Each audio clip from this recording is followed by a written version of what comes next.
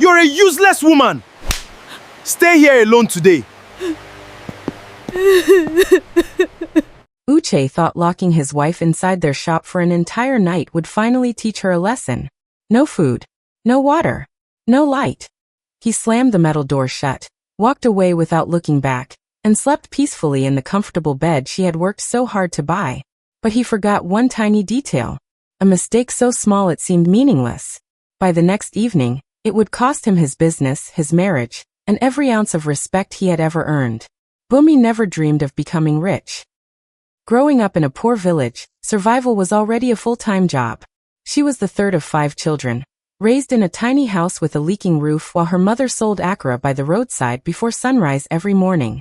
When Bunmi was 12, her father's terrible accident forced her to leave school forever. The money meant for tuition became hospital bills, and her education ended almost overnight. But while she lacked formal schooling, she possessed something far more valuable.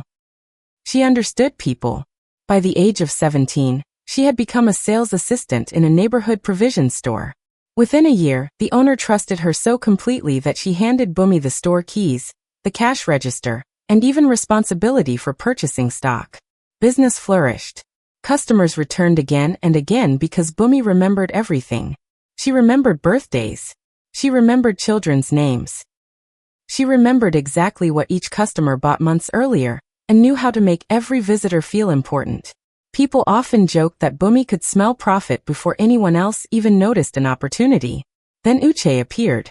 He was charming, confident, and dressed like a successful businessman from the city. He told Bunmi he had spent years searching for a hardworking woman instead of someone obsessed with luxury. He promised they would build a future together. Not his future. Their future. 5 months later, they were married. The night before Bunmi left her village, her mother called her into the kitchen. She held her daughter's hands and spoke quietly. A person's heart is like a marketplace. You only see what they choose to display.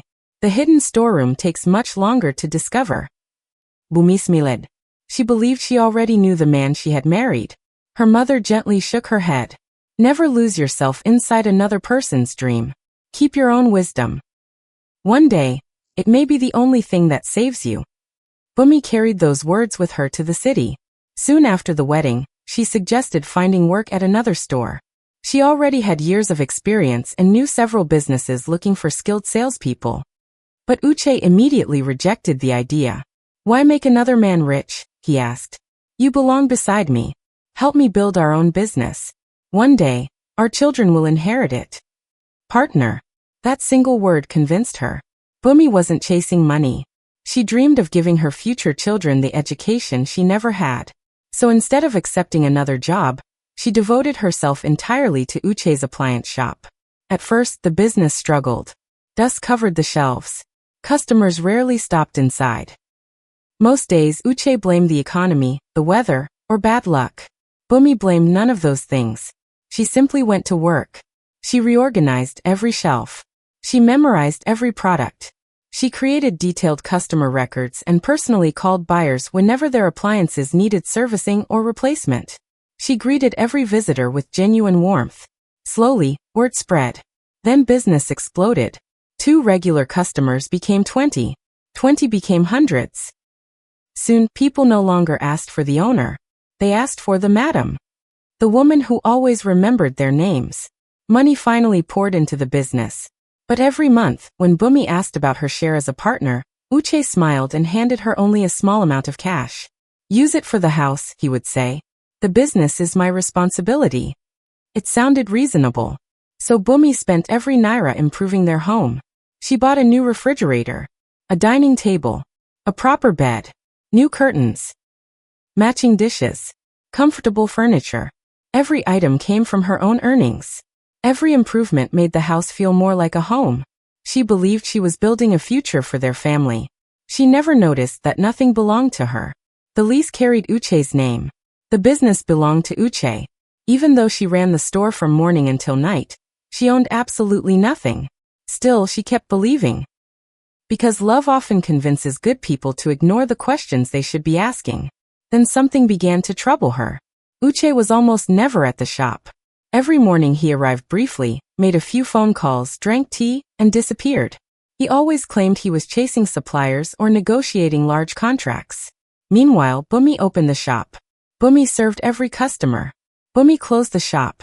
When people visited, they assumed she was the owner because she was the only person ever there.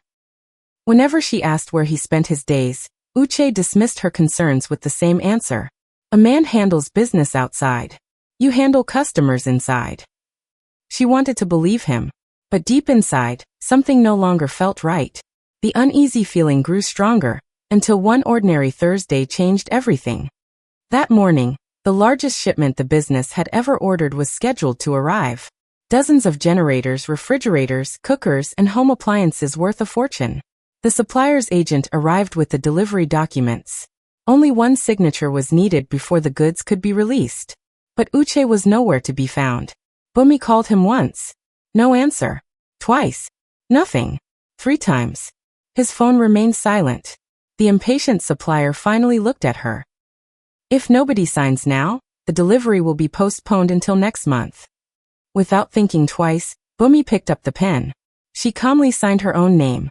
She believed she was simply helping her husband.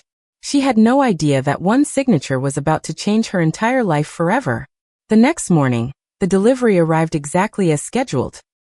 Workers unloaded refrigerators, generators, cookers, and dozens of expensive appliances into the shop while Bunmi carefully checked every item against the invoice.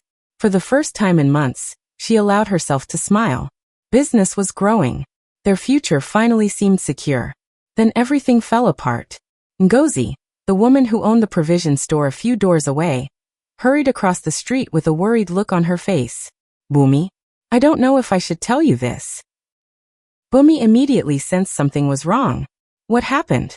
Ngozi hesitated before pulling out her phone. I saw your husband this morning, at a hotel. Bunmi frowned. He was probably meeting a supplier. Ngozi slowly shook her head. He wasn't alone. She showed Bunmi a photo. There was Uche, smiling. His arm wrapped around a much younger woman as they walked into the hotel together. Then Ngozi played a voice recording her cousin had secretly captured. Bunmi heard Uche laughing. Don't worry about my wife, he said. She's just my village sales girl. She doesn't know anything. The world around Bunmi seemed to disappear. She had spent years building his business. She had turned strangers into loyal customers. She had furnished their entire home with money she earned herself. Yet in his eyes, she wasn't his partner. She wasn't even his wife. She was only a village sales girl. Still, she said nothing. She returned to work with a smile no customer could see through. But heartbreak has a price. That afternoon, distracted by everything she had just learned, Bunmi made the first serious mistake of her career. A customer bargained for a brand new generator worth 95,000 naira. Without realizing it, she accepted 70,000. By the time she noticed the mistake, the customer was already gone. That evening, Uche stormed into the shop. The missing money was the first thing he noticed. He exploded. He called her stupid, uneducated, ungrateful. He claimed he had rescued her from poverty and given her a better life. Finally, Bunmi gathered enough courage to ask one simple question. Who was the woman at the hotel? For a brief second, guilt flashed across Uche's face. Then it disappeared. Instead of answering, he grew even angrier. You've been filling your head with gossip. Before Bunmi could speak again, Uche shoved her back into the shop. The heavy metal door slammed shut. The padlock clicked. You'll stay here all night, he shouted from outside. No food. No water. Maybe by morning you'll finally learn respect.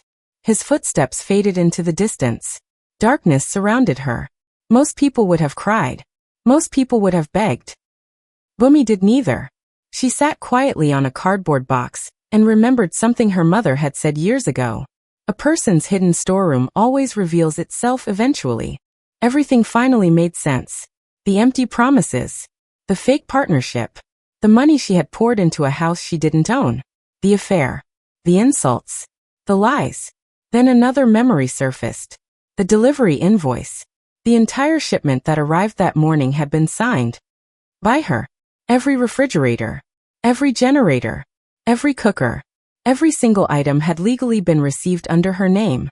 For the first time that night, Bunmi smiled. When Uche returned the next morning, he expected to find a broken woman. Instead, Bunmi stood calmly inside the shop. I've thought about everything, she said softly. You're right.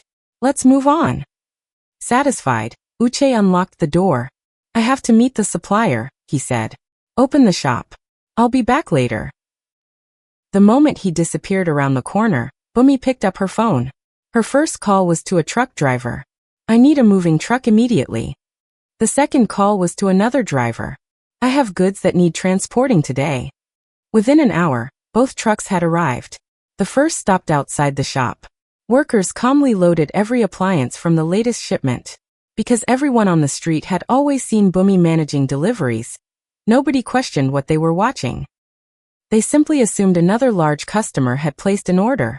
The second truck drove straight to Uche's house. Bunmi packed everything she had purchased with her own earnings. The refrigerator, the dining table, the bed, the curtains, the fans, the dishes, even the smallest kitchen stool. When she finished, the house was almost empty. She climbed into the truck without looking back. By noon, she was gone. Hours later, Uche finally returned. The shop was empty. The shipment had vanished. He raced home. The furniture was gone. The appliances were gone. His wife was gone. Standing alone in the empty house, he finally understood what it felt like to lose everything. Desperate, he rushed to the supplier demanding his goods back. The supplier calmly placed the invoice on the desk. These goods were received by Bunmi. He pointed to the signature. As far as our records show, she accepted legal delivery. This is now a family matter. For the first time in his life, Uche had no answer. He had spent years treating the woman who built his success like she was worthless. In one single day, he discovered exactly how valuable she had always been. As for Bunmi, she never returned. She opened a small appliance store in another city using the inventory she had legally received. Customers loved her just as they always had. Her business grew quickly because honesty, kindness, and hard work never go out of style. Years later, people spoke of her as one of the most respected businesswomen in town. Not because someone gave her success, but because she finally stopped building someone else's dream and started building her own.